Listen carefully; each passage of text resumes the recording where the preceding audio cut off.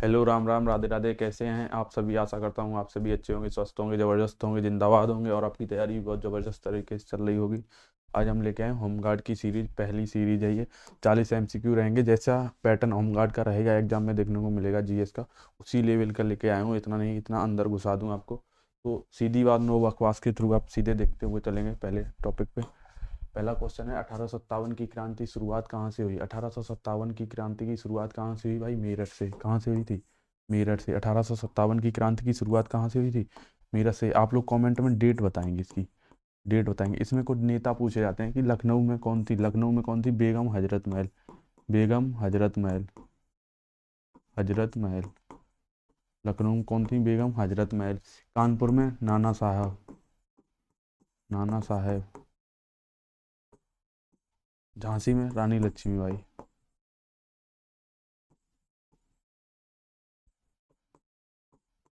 रानी लक्ष्मीबाई खूब लड़ी मर्दानी, झांसी वाली रानी। तो इसके बाद एक और थे, तात्या टोपे।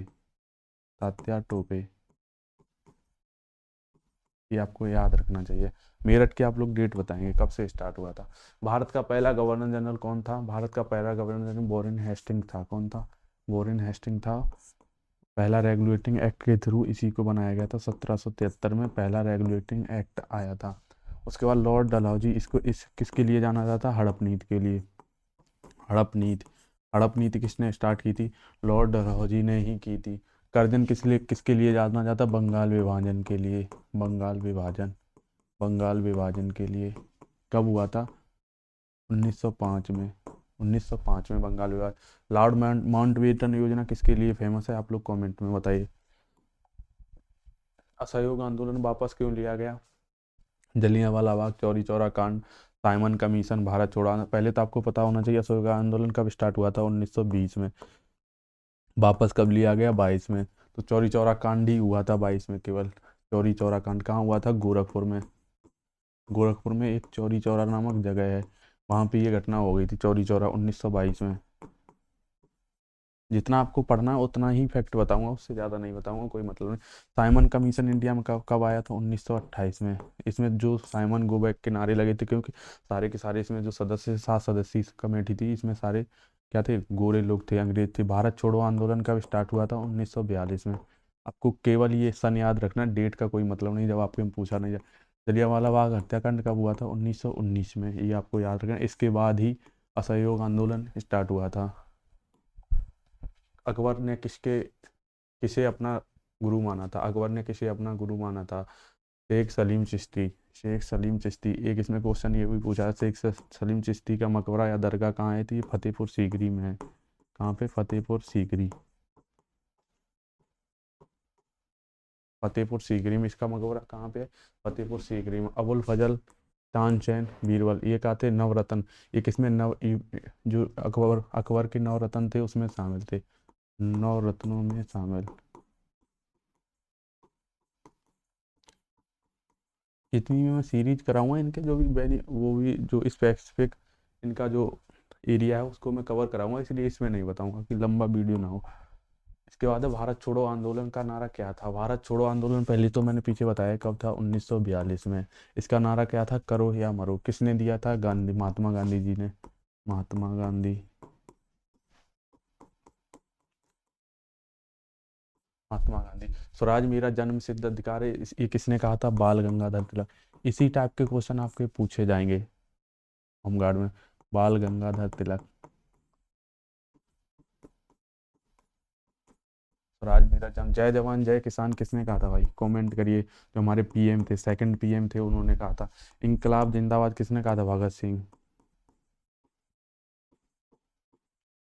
ये होगा लाल बहादुर शास्त्री।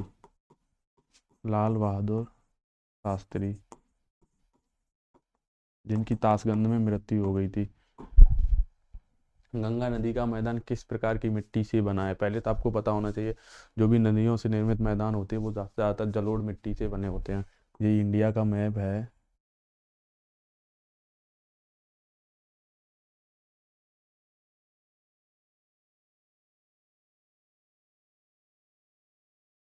ये मान लो इंडिया का मैप है। तो ये यहाँ से गंगा नदी ऐसे करके बह के इधर चली जाती है, यहाँ से यमुना नदी। तो ये जो मैदान है किसका बना है, ये जो सारे मैदान हैं सतलज गंगा यमुना के मैदान, ये सारे किससे निर्मित हैं भाई, ये सारे किससे, जलोढ़ मृदा से निर्मित होते हैं। ये किससे निर्मित होते हैं, जलोढ़ मृदा। जलोढ़ मृदा कैसी होती है, उपजाऊ मृदा होती है। कौन सी मृदा है ये, जलोढ़ मृदा। ये कैसी सबसे सर्वाधिक उपजाऊ मृदा होती है, सर्वाधिक उपजाऊ होती है। इसी को दो भागों में डिवाइड किया जाता है, बांगर और खादर, बांगर और खादर। इतना डीप में नहीं पढ़ना, आपको ये याद रखना है कि जलोढ़ मृदा, इसको क्या कहेंगे, जलोढ़ मृदा। लाल मिट्टी, काली मिट्टी, इसको भी एक बार देख लेंगे। लाल मिट्टी, लाल मिट्टी सब सर्वाधिक इसका प्रतिशत पाया जाता है, सर्वाधिक लगभग 43%। उसके बाद ये सेकंड नंबर पे पाई जाती है, दक्षिण भारत में पाई जाती है। यूपी में कैमूर, जो सोनभद्र और उसका एरिया है मिर्ज़ापुर का, वहाँ पाई जाती है दक्षिण में। यूपी में सोनभद्र और मिर्ज़ापुर में। जिस भाई बहन ने हमारी अगर डीप में पढ़ना है तो हमारी जो वीडियो सीरीज चल रही है यूपी स्पेशल की, वो आप देख लेंगे, सोनभद्र और मिर्ज़ापुर। काली मिट्टी कहाँ पाई जाती है, यूपी में बुंदेलखंड में, बुंदेलखंड यूपी में। ये तो हो गई यूपी की। और इंडिया में कहाँ पाई जाती है, इंडिया में इधर आप अगर हमारा इंडिया वाला जियोग्राफी का सीरीज देखें उसमें मैंने कवर कराया है, तो ये पाई जाती है गुजरात में, गुजरात में पाई जाती है, महाराष्ट्र में पाई जाती है, कुछ भाग इसका राजस्थान में भी, कुछ मध्य प्रदेश में भी पाए। काली मिट्टी किसके लिए फेमस होती है, इसमें क्या सबसे ज़्यादा पाई जाता है, कपास, कपास की खेती होती है इसमें, कपास की खेती। इसी को रेगुर मृदा भी कहते हैं, इसका दूसरा नाम है रेगुर मृदा, रेगुर मृदा। इसमें जल धारण करने की क्षमता कैसी होती, सर्वाधिक होती है, जल धारण करने की क्षमता सर्वाधिक होती है। जो भी मिट्टी होती है इंडिया में, जितनी भी मिट्टी पाई जाए, इनमें नाइट्रोजन की कमी, अगर आपको क्वेश्चन दे मिट्टी में कौन किस तत्व की, खनिज की अधिक कमी पाई जाती है, तो नाइट्रोजन आप जरूर लगा के हैं। लेटेराइट मृदा उस जगह होती है जहाँ लगभग 200 सेंटीमीटर से अधिक वर्षा होगी। 200 सेंटीमीटर से अधिक वर्षा कहाँ होती है, सह्याद्री पर्वत के दक्षिण में। और कहाँ कुछ एरिया है उधर का, जैसे यहाँ पे दक्षिण है सह्याद्री पर्वत, तो यहाँ पे होती है। कुछ एरिया है गारो खासी जयंतियों के, यहाँ पे जहाँ जहाँ पे दलदली मिट्टी पाई जाएगी और 200 सेंटीमीटर अधिक वर्षा होगी, वहाँ लेटेराइट मृदा होगी। लाल मृदा को लाल मृदा क्यों कहते हैं, क्योंकि इसमें आयरन, आयरन की मात्रा ज़्यादा होती है। आयरन मतलब लोहे, आयरन का मतलब है लोहे की मात्रा ज़्यादा, इसकी इसलिए इसका रंग कैसा होता है, लाल होता है। आशा करता हूँ कि आपको सही लगा होगा। मतलब सेकंड नंबर इसमें है, सबसे ज़्यादा मात्रा किसकी पाई जाती है, जलोढ़ मृदा की इंडिया में। दूसरे पे लाल मृदा, तीसरे पे कौन सी आई, काली। ये लास्ट में जाएगी चौथे पे, अगर इस क्वेश्चन के हिसाब से देखेंगे तो। उत्तर प्रदेश की सबसे लंबी नदी कौन सी है, उत्तर प्रदेश की सबसे लंबी नदी गंगा नदी है, गंगा नदी है। यमुना गंगा में कहाँ मिलती है, प्रयागराज से। इसमें पूछ ले गंगा कहाँ से निकलती है, गंगोत्री ग्लेशियर से। टोटल कितने प्रयाग हैं, 5 प्रयाग। गोमती कहाँ से निकलती है, पीलीभीत की फुल्लर झील से, पीलीभीत की फुल्लर झील यूपी में ही निकलती है। ये एकमात्र ऐसी गंगा से मिलने वाली नदी है जो यूपी से ही निकलती है, फुल्लर झील से। यमुना कहाँ से निकलती है, यमुनोत्री ग्लेशियर से, यमुनोत्री ग्लेशियर से। घाघरा निकल के आती है तिब्बत से, तिब्बत से भाई, मानसरोवर के पास। ये नेपाल से भी पहले ऊपर से निकल के आती है। तो इसमें ऑप्शन क्या होगा, गंगा। गंगा कहाँ, गंगोत्री। अब इतना डीप में नहीं आएंगे क्योंकि मैं इतना क्वेश्चन कराऊंगा तो सारे फैक्ट आपके लास्ट तक एग्जाम तक कवर हो जाएंगे। भारत का मानक समय किस शहर से लिया गया, प्रयागराज के नैनी से। कहाँ से, नैनी से। कहीं कहीं मिर्जापुर भी दिया होता है भाई, पर नैनी इसमें दिया है कई किताबों में, तो प्रयागराज से, नैनी से। ये एक क्वेश्चन आता, मानक समय किस शहर से किया जाता है, ये हो गया। उसके बाद पूछा जाता है कि मानक समय है वो कितने राज्यों से होकर गुजरता है। एक तो यूपी हो गया, नीचे छत्तीसगढ़ हो गया, तो 5 राज्यों से गुजरता, यूपी, छत्तीसगढ़, उड़ीसा,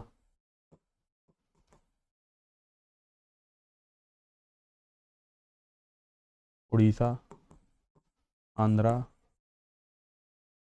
एक एक कौन सा हो गया, यूपी, छत्तीसगढ़, आंध्रा, उड़ीसा, एक हो गया एमपी। इतने 5 राज्यों से गुजरता है। देख करके देखा भारत में कितने राज्यों से गुजरती है। मित्र पर गमछा धारा आपने ट्रिक सुनी होगी, मित्र पर गमछा जार। इस ट्रिक के साथ आपने याद किया होगा। अब हम एक मैप के थ्रू आपको समझाने का प्रयास करेंगे, मैप से। हम आपको मैप से समझाने का प्रयास करेंगे।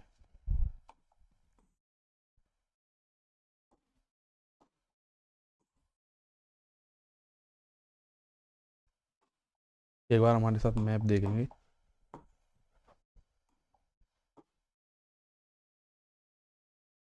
सॉरी।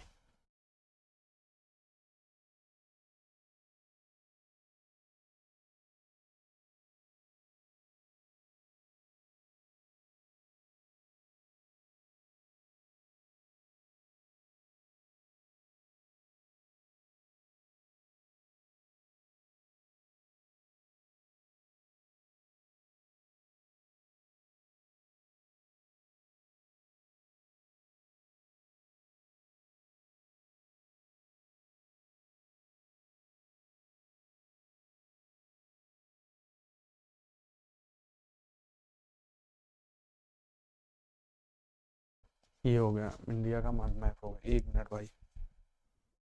हेलो। हेलो। हाँ बताइए भैया।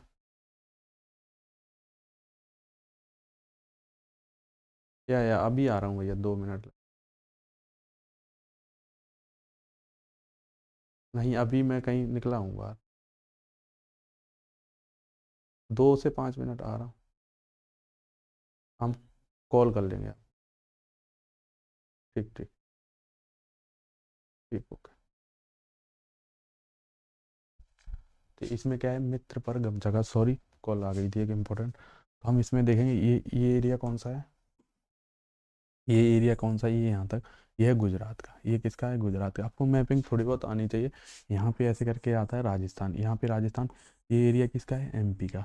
ये किसका, ये आ गया महाराष्ट्र। ये आ गया एमपी। एमपी से ही क्या कट के अलग हुआ था, ये छत्तीसगढ़। इसके बाद यहाँ पे क्या है, झारखंड। इसके बाद कहाँ पे है, यहाँ पे बंगाल। झारखंड यहाँ से ऐसा है, उसके बाद बंगाल।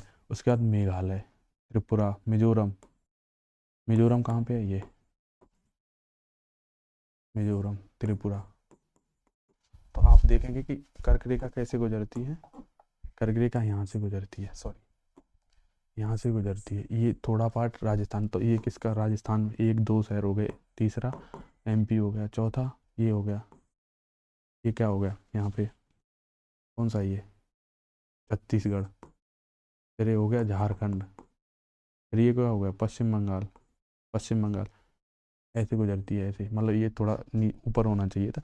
इस प्रकार की त्रिपुरा और मिजोरम से कितना हो गए, 1 2 3 4 5 6 7 8। कितने राज्यों से होकर गुजरती, 8 राज्यों। 1 2 3 4 5 6 7 8। मित्र पर गमछा जार, मित्र पर गमछा जार। गुजरात, राजस्थान, एमपी, छत्तीसगढ़ और वो पश्चिम बंगाल। गुजरात, राजस्थान, एमपी, छत्तीसगढ़, झारखंड, पश्चिम बंगाल, त्रिपुरा और मिजोरम। त्रिपुरा और मिजोरम कितने हो गए, 1 2 3 4 5 6 7 8। टोटल कितने राज्य हो गए, 8 राज्य। आशा करता हूँ आपको समझ आ गया होगा। नेक्स्ट देखते, उत्तर प्रदेश में किस नदी तंत्र का भाग है। उत्तर प्रदेश किस नदी तंत्र का भाग है भाई, गंगा नदी तंत्र का। मैं पीछे बता के आया हूँ। भारतीय संविधान, इसमें अब भारतीय संविधान के जो टॉपिक हैं उनसे क्वेश्चन होंगे। भारतीय संविधान कब लागू हुआ, ये आपको पता है, 26 जनवरी 1950 को लागू हुआ। ये लागू कब हुआ, 26 जनवरी 1950 को। 26 जनवरी 1950 को। पर अधिनियमित कब किया, पूर्णतः लागू, ये 26 जनवरी पूर्णतः लागू हुआ है। इसमें सारे प्रावधान 26 जनवरी 1950 को ही। कुछ जगह आपको ये 26 नवंबर दे देगा, सॉरी 19, ये तो 26 नवंबर, हाँ 1949 दे देगा। इसमें कुछ प्रावधान थे, उन्हें अगर अधिनियमित पूछता तो आप ये लगाते अधिनियमित, अगर इसमें शब्द दिया होता अधिनियमित।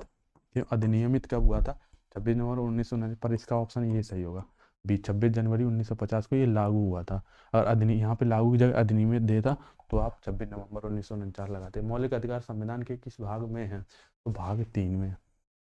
ये क्वेश्चन एक बन सकता है, मौलिक अधिकार किस देश से लिए गए हैं, तो अमेरिका से। किस देश से लिए गए ये पूछा जाता है, तो अमेरिका से लिए गए हैं। यानी भाग दिए उनमें आर्टिकल मतलब अनुच्छेद।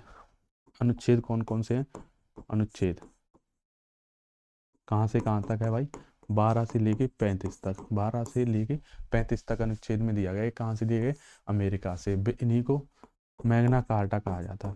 मैग्ना कार्टा क्या कहा जाता, मैग्ना कार्टा। भाग 4 में क्या दिया गया, नीति निर्देशक तत्व। नीति निर्देशक तत्व। भाग 4 में दिए कहाँ से लिए गए, आयरलैंड के संविधान से, आयरलैंड के संविधान से। कहाँ से लिए गए, आयरलैंड। भाग 2 में क्या दिया है, नागरिकता। भाग 2 में क्या दिया है भाई, नागरिकता। भाग 5 में आप लोग कमेंट में बताएंगे। राज्य का संवैधानिक प्रमुख कौन होता है, राज्य का संवैधानिक प्रमुख पूछ रहा है, वो संवैधानिक प्रमुख कौन हो गया, राज्यपाल। राज्य में पूछ रहा है तो कौन हो गया, राज्यपाल संवैधानिक प्रमुख। अब वास्तविक पूछे, वास्तविक शक्तियां किसके पास होती हैं,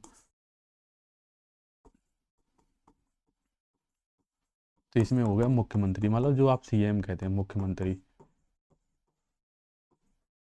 यहीं पे अगर हम इसको राज्य हटा के, यहाँ पे हम राज्य हटा के केंद्र कर दें तो क्या होगा, क्यों इसकी जगह क्या आ जाएगा, केंद्र कर दें तो इसकी जगह आ जाएगा राष्ट्रपति। वास्तविक जो संवैधानिक शक्तियां वो किसके पास हो जाएंगी, राष्ट्रपति के पास हो जाएंगी।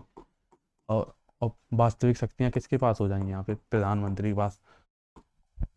आप रिलेट करके पढ़ेंगे चीज़ों को तो आपको ज़्यादा दिमाग पे बोझ डालने की ज़रूरत नहीं पड़ेगी। लोकसभा का कार्यकाल कितने वर्ष का होता है, भाई लोकसभा का कार्यकाल 5 वर्ष का होता है। पहले तो संसद, पहले तो देखेंगे संसद। संसद किस आर्टिकल में है, अनुच्छेद, आर्टिकल का ही मतलब अनुच्छेद होता है, ये 79 में, अनुच्छेद 79 में। तो ये 2 सदन होते हैं, एक तो होता है लोकसभा, दूसरा होता है राज्यसभा। इसका आर्टिकल है 80, मतलब अनुच्छेद, इसका 81। इसका कार्यकाल है 6 वर्ष। इसका कार्यकाल है कितने वर्ष, 6 वर्ष। इसका कार्यकाल है 5 वर्ष। कार्यकाल आर्टिकल 83 में दिया गया। लोकसभा इनका मैंने बताया, इसमें इसको क्या कहते हैं, निम्न सदन। इसको कहते हैं निम्न सदन, निम्न सदन। और अस्थाई सदन, अस्थाई सदन है, इसको कहते हैं उच्च सदन, उच्च सदन। इसको स्थाई सदन कहते हैं, ये कभी विघटित नहीं होता है, स्थाई सदन। देखिए हर 2 साल में 1/2 से 3 सदस्य मतलब रिटायर होते रहते हैं, उनका चुनाव होता रहता है। इसके कितना 6 वर्ष। आशा करता हूँ आपको समझ आ गया होगा। भारत को गणराज्य कब घोषित किया, वही 26 जनवरी को। हम भारत के लोग गणतंत्रात्मक कब, 26 जनवरी को। अर्थव्यवस्था से अब पूछेगा, पंचवर्षीय योजनाएं की शुरुआत कब हुई थी, 1951 में। प्रथम पंचवर्षीय योजना कब शुरू हुई थी, 1951 में। किस मॉडल पे, माहर डोवर मॉडल पे स्टार्ट हुई थी। बस इतना ही याद रखना है आपको। मैं सारी पंचवर्षीय योजना कराऊंगा, वो आप वीडियो देख लेंगे, नहीं तो ये जो सीरीज है वो बहुत लंबी हो जाएगी। योजना आयोग के स्थान पर कौन सा, योजना आयोग के स्थान पर किसको बनाया गया, नीति आयोग को। योजना आयोग कब बनाया गया था भाई, 1951 में। कहीं कहीं 52 भी दिया होता है। नीति आयोग, इसी की जगह नीति आयोग आया 2015 में, 1 जनवरी 2015 से। क्या नीति आयोग, इसके अध्यक्ष कौन होते हैं, नीति आयोग के अध्यक्ष होते हैं प्रधानमंत्री। भारत की मुद्रा का नियंत्रक कौन होता है, आरबीआई। भारत की मुद्रा का नियंत्रक कौन होता है, आरबीआई। आरबीआई की स्थापना आप लोग कमेंट करके बताएंगे।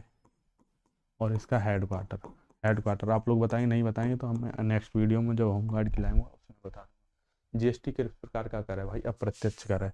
अब इसमें एक चीज़ समझेंगे, प्रत्यक्ष और अप्रत्यक्ष कर में अंतर क्या होता है, आप लोग ये समझ लेंगे तो आप जो भी कराएंगे आप लोग दे क्वेश्चन मतलब हल करने के उसमें रहेंगे। प्रत्यक्ष कर, अप्रत्यक्ष अप्रत्यक्ष कर में आप लोग एक बार समझिए, जो भी जैसे जो भी कर लगता है वो मुझसे डायरेक्ट लिया जाता है। जैसे संपत्ति कर मुझसे डायरेक्ट लिया जाता है तो वो कैसा हो गया, प्रत्यक्ष कर हो गया। जैसे संपत्ति कर जो मेरे से डायरेक्ट लिए जाएं, जो मेरे से डायरेक्ट लिए जाएं।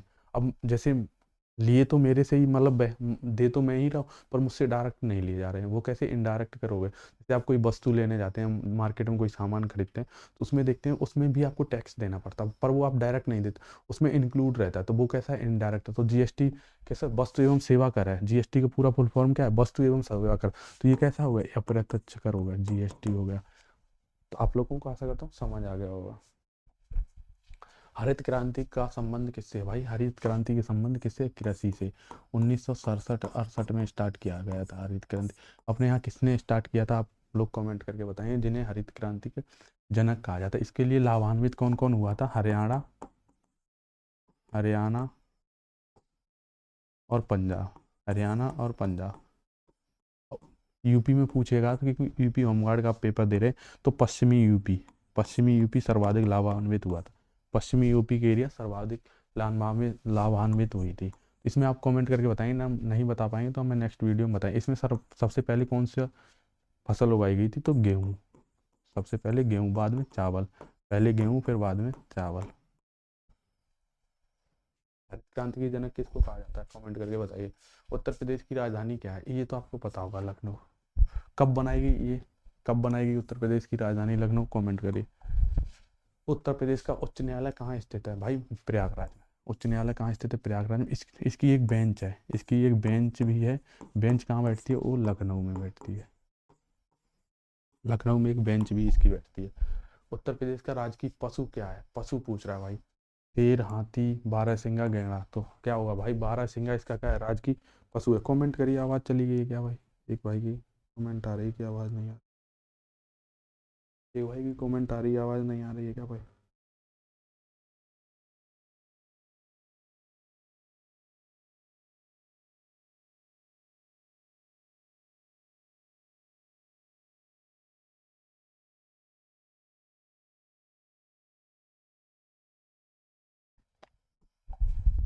ताजमहल किस शहर में स्थित है? भाई आपको पता ही है, आगरा में। ताजमहल किस शहर में स्थित है? आगरा में। किस नदी के तट पर है? यमुना नदी के तट पर। किसके तट पर है? यमुना नदी के तट पर। किसके द्वारा बनवाया गया? शाहजहां के द्वारा। शाहजहां के द्वारा। किसकी याद में? मुमताज, अपनी बेगम मुमताज की याद में। ज़्यादातर जो लब वाले लोग होते हैं तो आगरा जरूर घूमे। फतेहपुर सीकरी कहाँ पे? आगरा में ही है भाई।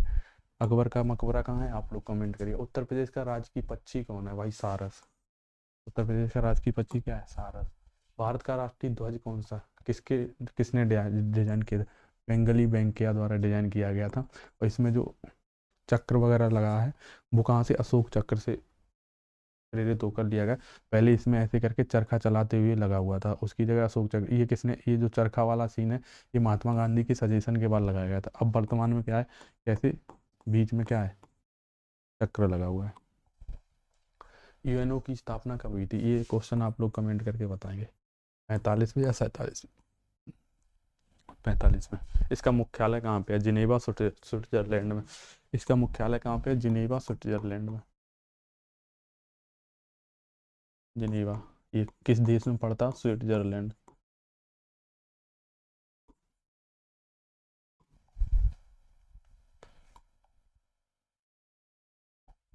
भारत का राष्ट्रीय खेल कौन सा है? परीक्षा के अनुसार। इसमें ये इसलिए क्योंकि अभी कोई ऐसा कोई भारत का राष्ट्रीय खेल नहीं है, पर हॉकी को ही माना जाता है। भारत का राष्ट्रीय फूल कौन सा है? कमल, गुलाब, गेंदा, सूरजमुखी। आप लोग कमेंट करिए। आवाज़ चली गई भाई। कमल, गुलाब, गेंदा, सूरजमुखी।